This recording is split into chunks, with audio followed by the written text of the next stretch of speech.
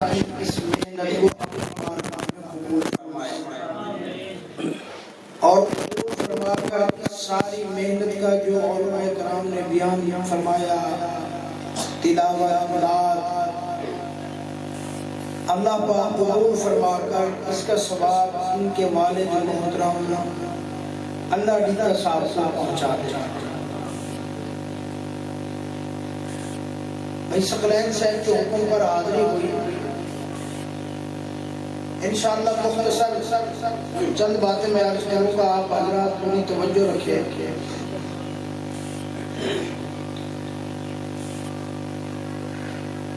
انسان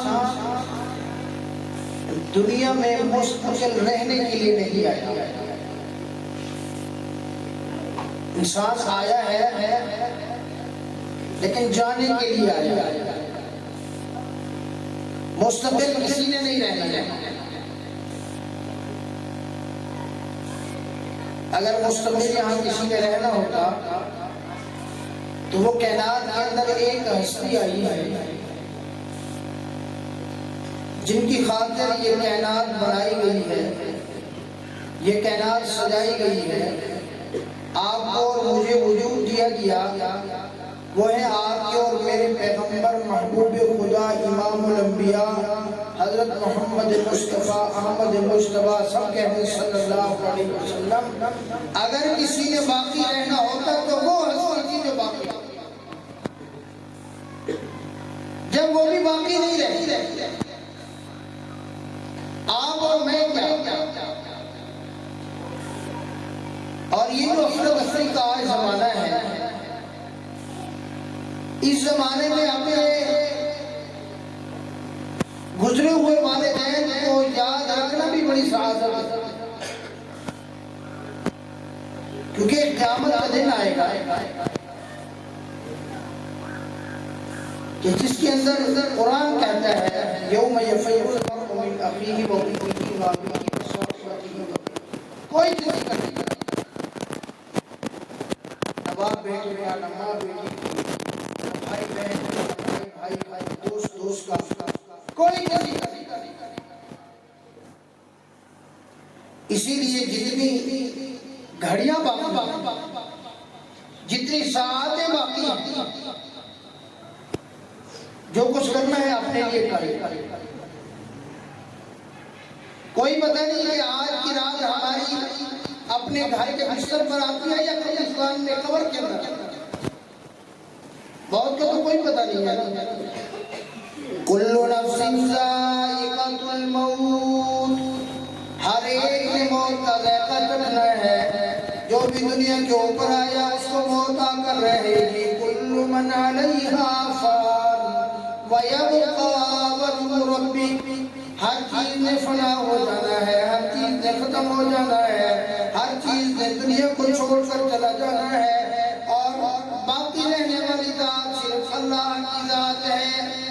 باقی رہنے والا کون ہے؟ بلند آواز سے کہو، اللہ نے جس کو زبان دی ہے بلند آواز سے کہو، باقی رہنے والا کون ہے؟ موت کا مالک کون ہے؟ زندگی کا مالک کون ہے؟ موت اور زندگی کا مالک اللہ ہے، کوئی باقی رہنے والا ہے۔ حدیث پاک میں آتا ہے، فرمایا جب قیامت کا دن آئے گا، قیامت کے دن کے اندر فرمایا سور پھونکا جائے گا، حضرت اسرافیل علیہ السلام کی ڈیوٹی ہے سور پھونکنے کی۔ حدیث پاک میں آتا ہے حضرت اسرافیل علیہ السلام کے منہ کے اندر سور ہے، وہ ایک گھٹنا نیچے رکھ کے ایک گھٹنا اوپر کھڑا کر کے سور کے منہ کے اندر ہے، وہ اللہ کے اوپر کے انتظار کے اندر ہے کہ کس وقت میرا اللہ حکم دے گا اور میں سور پھونکوں گا۔ جیسے ہی سور پھونکا جائے گا، سب سے پہلے اس کی جو آواز ہوگی وہ بڑی خوبصورت آواز ہوگی، وہ بڑی سریلی آواز ہوگی۔ یہ جو گانے بجانے سننے کے دل لاتا ہے، یہ جو گلوکار سنتے رہتے ہیں، یہ سمجھیں گے کہ اتنی حسین و جمیل و خوبصورت آواز ہم نے کبھی نہیں سنی، وہ اس کے اندر مست ہوں گے، ایسا ایسا وہ آواز تبدیل ہوگی، وہ آواز تبدیل ہوگی، چلی جائے گی، تبدیل ہوگی، وہ خوفناک ہو جائے گی، وہ انسان کے کانوں کو چیر کر رکھ دے گی، وہ انسان کے ذہن بدل کے رکھ دے گی۔ یہاں تک حدیث پاک میں آیا ہے کہ یہ انسان پھرتے پھرتے شہروں کا رخ سے کہ جنگل کی طرف نکل جائیں گے، اس کی آواز کی وجہ سے جنگل کے درندے شہروں کی طرف نکل جائیں گے، کسی کو سمجھ نہیں آئے گا کہ کیا ہو رہا ہے۔ ہر ایک کو موت آ جائے گی، ہر ایک ختم ہو جائے گا۔ اللہ اکبر، پوری کی پوری انسانیت موت کے منہ میں چلی جائے گی، کوئی بھی دنیا کے اوپر باقی نہیں رہے گا۔ اللہ تعالیٰ فرشتوں کو بھی موت دے دیں گے۔ اور ایک بات یاد رکھے کہ موت کے روح قبض کرنے کی جو ڈیوٹی ہے وہ حضرت جبریل علیہ السلام کی ہے۔ وہ انسانوں کی روح بھی وہی نکالتے ہیں، جنات کی روح بھی وہی نکالتے ہیں، فرشتوں کی روح بھی وہی نکالیں گے، اور حشرات الارض کی روح بھی وہی۔ کائنات کے اندر جتنی مخلوقات ہیں ان سب کی روح نکالنے کی ڈیوٹی اللہ نے حضرت جبریل علیہ السلام کا ذمہ لگائی ہے۔ سب کی روح نکل جائے گی، حکم ہوگا فرشتوں کی روح نکال دو، فرشتوں کی روح نکل جائے گی۔ اللہ اکبر، حکم ہوگا کہ کون باقی؟ جبریل امین فرشتوں کے سردار باقی، فرمایا ان کی روح قبض کر لو۔ ان کی بھی روح قبض ہو جائے گی، ان کے اوپر بھی موت آ جائے گی۔ اللہ کو اٹھانے والے 8 فرشتے ہوں گے، وہ کہیں گے اللہ ہم نے تو آپ کے عرش کو اٹھایا ہوا ہے۔ اللہ فرمائے کہ ذرا نیچے دیکھو، جب وہ نیچے دیکھیں گے تو ان کو پتہ چلے گا ہم نے اللہ کے عرش کو نہیں اٹھایا بلکہ عرش نے ہمیں سہارا دیا ہوا ہے۔ ان کو بھی موت آ جائے گی۔ اب بچ جائیں گے اللہ رب العالمین کی ذات اقدس حضرت جبریل علیہ السلام۔ اللہ پوچھیں گے اور کون باقی ہے؟ اللہ میں باقی ہوں۔ اللہ اکبر، وہ فرشتہ جو ساری دنیا کے لوگوں کی روح نکالتا ہے آج اللہ کے سامنے یوں تھر تھر کانپ رہا ہے۔ اللہ حکم دے گے تو بھی مر جا۔ حضرت جبریل علیہ السلام پر بھی موت آ جائے گی۔ قرآن میں آتا ہے کہ اللہ کی طرف سے اعلان ہوگا لمن الملک اليوم، کون ہے آج بادشاہ؟ لمن الملک اليوم، لمن الملک اليوم۔ فرمایا بھائی ان دن تک میرے اللہ کی آواز مبارک گونجتی رہے گی، کوئی جواب دینے والا نہیں ہوگا۔ خود ہی اللہ کی طرف سے ارشاد ہوگا للہ الواحد القہار، کوئی بادشاہ نہیں ہے، کوئی بھی دنیا کا مالک نہیں ہے، کوئی بھی یہاں بڑے بڑے رتبوں والا، بڑی بڑی جگیروں والا، بڑی بڑی کرسیوں والا، بڑے بڑے عہدوں والا، بڑے بڑے نام والا، فرمایا کوئی بھی یہاں نہیں ہے۔ باقی رہنے والی ذات صرف اللہ کی ذات ہے۔ اللہ باقی رہنے والے ہیں۔ سب بولو نا، کون باقی رہنے والے ہیں؟ اللہ باقی رہنے والے ہیں۔ للہ الواحد القہار، فرمایا وہی اللہ ہے جو واحد قہار ہے، وہی اللہ باقی رہنے والے ہیں، باقی دنیا پر کسی نے نہیں رہنا۔ تو میرے بھائیوں میں کر رہا تھا کہ آج کے زمانے کے اندر میں سمجھتا ہوں امجاد صاحب نے اپنے والد صاحب کو یاد رکھا، ان کے اصال ثواب کے لیے انہوں نے یہ پروگرام کیا۔ میں سب حضرات کی خدمت میں درخواست کرتا ہوں جن کے والد اس دنیا سے جا چکے ہیں یا جن کی والدہ اس دنیا سے جا چکی ہے، کم سے کم روزانہ 1 دفعہ سورہ فاتحہ، 3 دفعہ سورہ اخلاص پڑھ کر ان کو اصال ثواب کر دیا کرو، ان کو آج بڑی ضرورت ہے۔ یہ تو ہم مریں گے تو پتہ چلے گا۔ یہ شاعر نے کہا نا، کہاں اے جانے والے فاتحہ پڑھتا جا خدا کے واسطے، اے جانے والے فاتحہ پڑھتا جا خدا کے واسطے، کبھی تو بھی ترسے گا دعا کے واسطے۔ میرے بھائیوں، جن کے والدین چلے گئے، جن کی ماں چلی گئی، جن کے باپ چلے گئے، وہ روزانہ اور نہیں تو کم سے کم کچھ بھی نہیں لگتا اس کے اوپر کسی مولوی صاحب کو بلانے کی ضرورت نہیں، کوئی بڑا پروگرام بنانے کی اگر آپ کو فرصت ہے کوئی ضرورت نہیں، کوئی بڑی خیرات کرنے کی ضرورت نہیں۔ جب روزانہ صبح اٹھے اول آخر 3 بار درود شریف پڑھ کر ایک دفعہ سورہ فاتحہ پڑھ لے 3 دفعہ سورہ اخلاص پڑھ کے دعا کر دے دل ہی دل میں جو دعا کر دے تو اگر اپنے دفتر کو جا رہا ہے تو چلتے ہوئے پڑھ لے کھیتی باڑی کی طرف جا رہا ہے تو وہاں کام کرتے ہوئے پڑھ لے تو جس شعبے سے تعلق رکھتا ہے دکان پہ بیٹھے بیٹھے پڑھ کے دل میں اللہ سے دعا کر دے اللہ اس کا ثواب میرے والد صاحب کو پہنچا دے تو والدین قبر کے اندر خوش ہو جائیں گے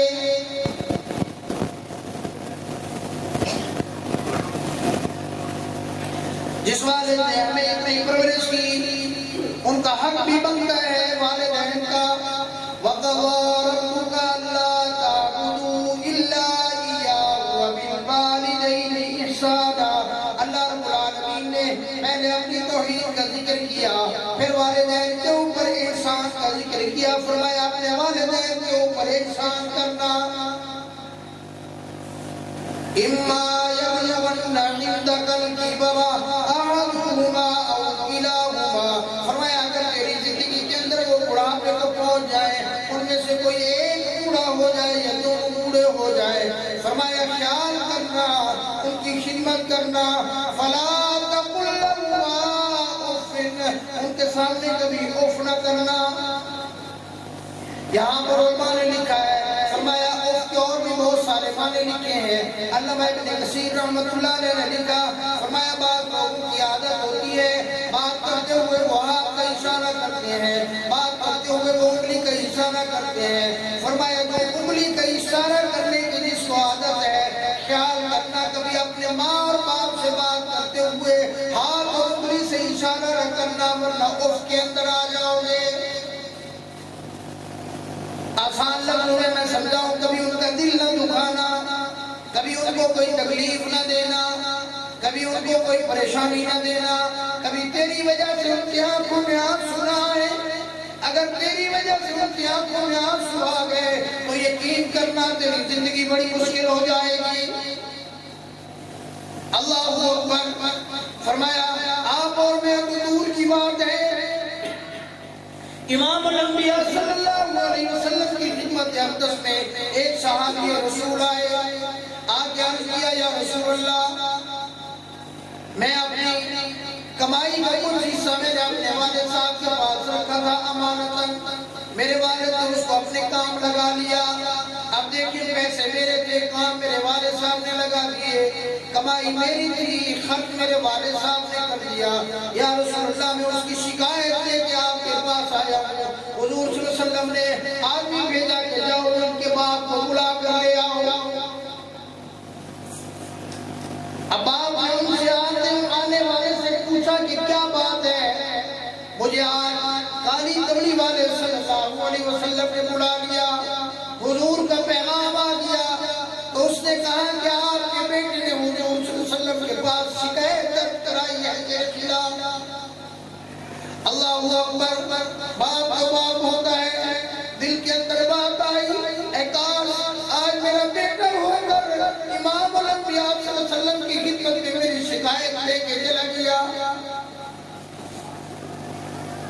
دل ہی دل میں کچھ اشعار رہے دل ہی دل کے اندر فل بدی آ گئے حضرت مولانا مفتی محمد شفیع رحمۃ اللہ علیہ نے معارف القرآن کے اندر 15ویں سپارے کے اندر یہ اشعار عربی کے اندر وہاں نقل بھی فرمائے ہیں اللہ اکبر والد پہنچے حضور صلی اللہ علیہ وسلم کے پاس والد کے پہنچنے سے پہلے اللہ نے حضرت جبریل امین کو بھیجا جبریل جی رب جلیل فرمایا جا کر میرے محبوب کو بتا کے کہ آج یہ جو صحابی رسول اللہ کے پاس شکایت دے کے آیا ہے اور یہ جو ان کے والد آئے ہیں ان کے والد سے کہو کہ جو آپ نے ابھی دل ہی دل کے اندر اشعار کہی ہیں وہ اشعار ذرا مجھے سناؤ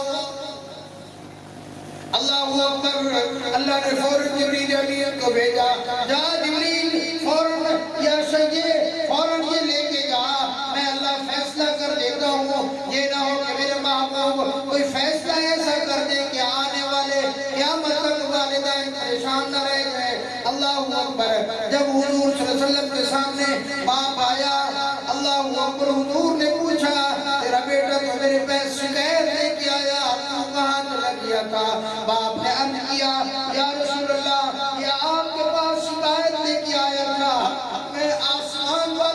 پاس چلا گیا.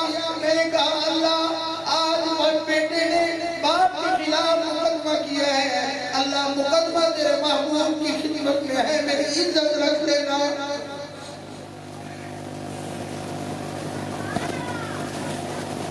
یہ نوجوان ماں باپ کا دل دکھاتے ہیں.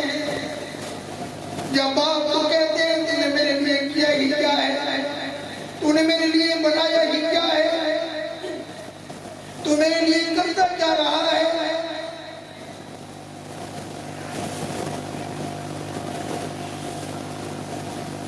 ذرا تیرے جملوں کا جب تنہائی کے اندر تیرا باپ بیٹھتا ہے سفید بالوں والا, اس کی آنکھوں سے آنسو نکلتے ہیں, ذرا اس سے جا کے پوچھ کہ اس نے تیرے لیے جب تم بچہ تھا تیرے لیے کیا ہی کیا ہے. تو حضور صلی اللہ علیہ وسلم نے فرمایا او میرے یار جو تم نے دل میں اشعار کہے, اللہ کا حکم آ گیا کہ وہ اشعار سنا دے. وہ صحابی رسول رونے لگے, یا رسول اللہ, اللہ رب العالمین دلوں کے رازوں کو جاننے والے ہیں, میں کلمہ پڑھتا ہوں, میں دوبارہ کلمہ پڑھتا ہوں کہ اللہ ہے, اللہ موجود ہے, اللہ جانتے ہیں. تو اس نے پھر اشعار کہے. اب وہ عربی کے اندر اشعار نہیں, میں ان کا ترجمہ میں سنا سکتا ہوں, میں مختصر الفاظ کے اندر اس کا مفہوم عرض کرنے کی کوشش کرتا ہوں. حضور نے فرمایا کیا اشعار ہیں؟ انہوں نے عرض کیا یا رسول اللہ میں نے دل ہی دل میں کہے. وہ اشعار کہے کہ جب یہ چھوٹا تھا, جب یہ پیدا ہوا, اس کے پیدا ہونے کے بعد ہماری اپنی زندگی ختم ہو گئی, ہمارا اپنا جیون ختم ہو گیا. اس کے پیدا ہونے کے بعد تو ہم اس کے لیے جینے لگے. جب یہ پیدا ہو گیا اب ہم اس کے لیے کمانے لگے. یہ پیدا ہو گیا اب ہم اس کے لیے موسم سے لڑنے لگے, سردی ہے یا گرمی ہے, ہوا ہے یا بارش ہے, خزاں ہے یا بہار ہے, جیسا بھی موسم ہے ہم اس کے لیے لڑنے لگے. یہ جیسے جیسے بڑا ہوتا گیا میں ویسے ویسے کمزور ہوتا گیا. یہ بڑا ہو کر تناور درخت ہو گیا, میری کمر جھک گئی. میں نے یہ رات کو سوتا اگر بخار ہوتا تھا, بخار اس کو ہوتا تھا, نیند ہمیں نہیں آتی تھی.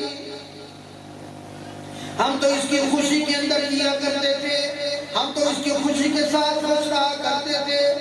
یہ تو کبھی تکلیف کے اندر ہوتا تو ہم کئی دن رات سوتے نہیں تھے, ہم اس کو اٹھا کر لیے پھرتے تھے. ہم نے سردی دیکھی نہ گرمی دیکھی, ہم نے اتنی مشقت اٹھا کر اس کو پالا. ہم نے اپنی ہڈیوں کو چورا کر کر کے اس کو کھلایا. آج یہ دن دیکھنا پڑا کہ آج وہی بیٹا آ کر جب جوان ہو گیا, جب مجھے آسرے کی ضرورت پڑی, میرا خیال تھا میرا بیٹا میرا آسرا بنے گا. جس رقم پر میں اس کا میں آسرا بنا, آج میرا بیٹا میرا آسرا بنے گا. یا آسرا بننے کی بجائے آپ کی خدمت میں شکایت دے کے آ گیا تو میرے تکلیف سے اندر سے یہ جملے نکل اٹھے. ان کی اتنے درد بھرے اشعار تھے کہ امام الانبیاء صلی اللہ علیہ وسلم کی آنکھوں میں آنسو جاری ہو گئے. اذان ہو جائے.